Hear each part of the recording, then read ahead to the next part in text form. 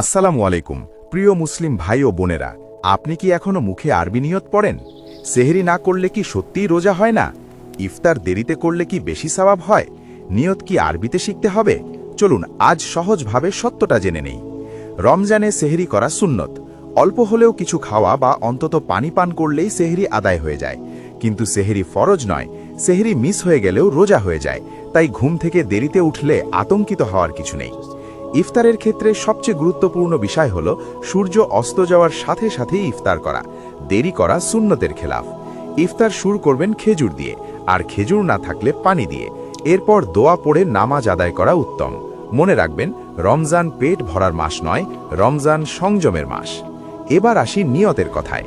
এখানেই সবচেয়ে বেশি ভুল হয়। অনেকে মনে করেন মুখে আরবি নিয়ত না পড়লে রোজা হবে না। কেউ মোবাইল খুলে ইউটিউবে নিয়ত খোঁজেন, কেউ আবার ভুল উচ্চারণে পড়ে চিন্তায় পড়ে যান। কিন্তু সত্য হলো, নিয়ত হচ্ছে মনের ইচ্ছা। আপনি যখন মনে মনে সিদ্ধান্ত নেন আগামীকাল আল্লাহর সন্তুষ্টির জন্য রোজা রাখব, এই সিদ্ধান্তটাই আপনার নিয়ত। আলাদা করে আরবি বাক্য পড়া ফরজ নয়। এই শিক্ষা দিয়েছেন আমাদের প্রিয় নবী মুহাম্মদ সাল্লাল্লাহু আলাইহি ওয়াসাল্লাম। তাই কুসংস্কার ছাড়ুন, সহি জ্ঞান গ্রহণ করুন।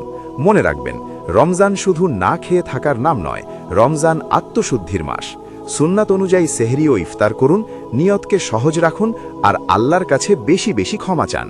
এই গুরুত্বপূর্ণ কথাগুলো অন্তত একজনের কাছে পৌঁছে দিন। এই ভিডিওটি উপকারী মনে হলে লাইক দিন, আর এরকম ইসলামিক ভিডিও পেতে চ্যানেলটি সাবস্ক্রাইব করুন। আল্লাহ আমাদের সবাইকে সঠিকভাবে রমজান পালন করার তৌফিক দিন। আমিন।